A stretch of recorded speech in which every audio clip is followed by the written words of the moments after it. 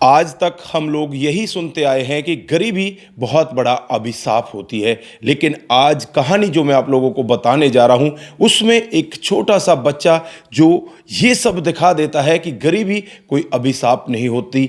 अगर आपकी लगन, आपकी मेहनत सच्ची है तो गरीबी को भी आप मात देकर ऊपर निकल सकते हो। दोस्तों, क्या था आज की कहानी में? अगर आप लोग भी पूरे मामले को डिटेल से जानना चाहते हैं तो वीडियो को ज़रा सा भी स्किप ना करें, लास्ट तक वीडियो को ज़रूर देखिएगा। आगे बढ़ने से पहले हमारी वही रिक्वेस्ट की जो हमारे चैनल के साथ नए हैं, कृपया करके चैनल को फॉलो कर लें, बेल आइकन को जरूर प्रेस करें। नमस्कार, जय हिंद। आप देख रहे हैं APH न्यूज़ राहुल रावत के साथ। दोस्तों, दरअसल एक 8 साल का मासूम सा बच्चा जो मंदिर के किनारे चने बेच रहा होता है और वहाँ पर वो प्रार्थना भगवान से करता है कि हे परमपिता परमात्मा, तूने मेरे साथ में ऐसा क्यों किया? तूने मेरे पिता को क्यों छीन लिया, जबकि तुझे पता था कि इस पिता के बगैर इस घर को संभालने वाला कौन है? मेरी माँ दूसरे के घरों में कामकाज करती है, फिर भी तूने मेरे पिता को मुझसे छीन लिया। दोस्तों, एक व्यक्ति उस बच्चे के पास खड़ा होता है और उससे पूछने लगता है कि बेटा, तुम परमात्मा से क्या मांग रहे हो? तो लड़का कहता है कि मैं पिता के लिए स्वर्ग मांग रहा हूँ, क्योंकि पिता को मेरे परमात्मा ने मुझसे छीन लिया है, और माँ के लिए मैं शांति मांग रहा हूँ। फिर यहाँ पर वो व्यक्ति कहता है कि तुमने अपने लिए क्या मांगा?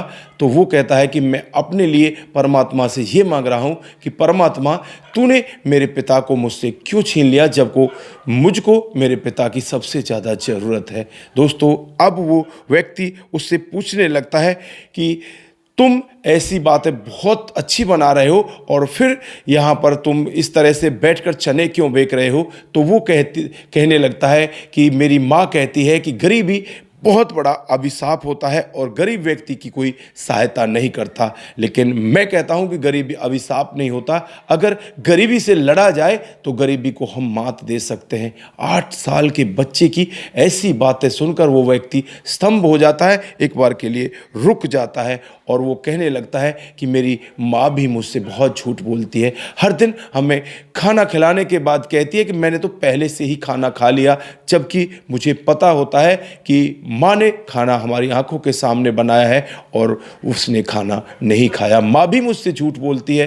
दोस्तों, अब ये व्यक्ति और ज़्यादा अचंभे में आ जाता है कि यार, ये इतनी छोटी उम्र का बच्चा इतना बड़ा समझदार कैसे हो गया। दोस्तों, अब यहाँ पर वो व्यक्ति कहने लगता है कि बेटा चलो, मैं तुम्हें पढ़ाना चाहता हूँ, मैं तुम्हारी पढ़ाई का खर्चा उठा लूँगा, तो तुम अपनी पढ़ाई क्या कल से स्टार्ट कर सकते हो? वो लड़का कहता है कि नहीं, मैं अपनी पढ़ाई अब स्टार्ट नहीं कर सकता, क्योंकि मेरी माँ दूसरे के घरों में काम करती है और मैं नहीं चाहता कि मेरे होते हुए मेरी माँ दूसरे के घरों में काम करे। दोस्तों, अब यहाँ पर वो व्यक्ति उसकी तरफ और ऐसी चिंता भरी निगाहों से देखने लगता है।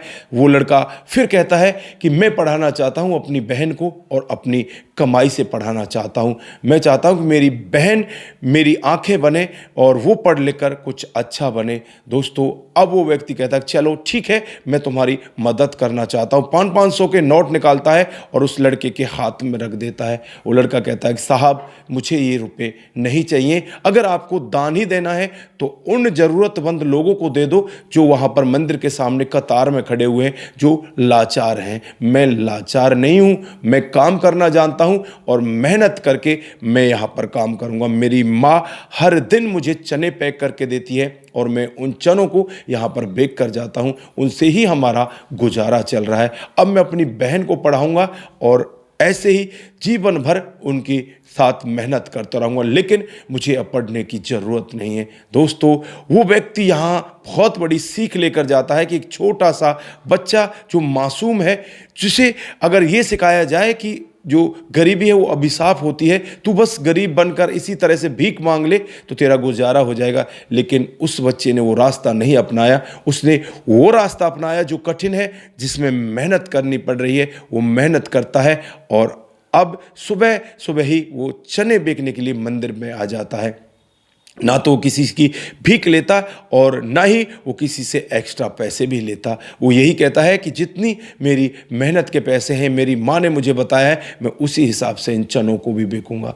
दोस्तों, यहाँ पर वो व्यक्ति एकदम से बिल्कुल स्तंभ हो जाता है और नतमस्तक होकर यही कहता है कि वाकई में ही भाई तू बहुत बड़ा महान आदमी बनेगा, तू बड़ा होकर कुछ ना कुछ जरूर बनेगा। तो दोस्तों, यहाँ पर आप लोग क्या कहना चाहते हैं उस छोटे से बच्चे के बारे में? क्या बड़ा होकर कोई वो महान आदमी बनेगा? वो अपनी मेहनत से अपने पूरे परिवार को चमकाएगा या नहीं चमकाएगा? आपकी जो भी राय है एक बार कमेंट बॉक्स में जरूर दीजिएगा। आज के लिए बस इतना ही, फिर मिलते हैं किसी नई मोड़ के साथ। तब तक के लिए आप अपना ख्याल रखें, परिवार का ख्याल रखें, सतर्क रहें, सावधान रहें, रिश्तों की अहमियत को जरूर समझें। नमस्कार, जय हिंद, जय भारत।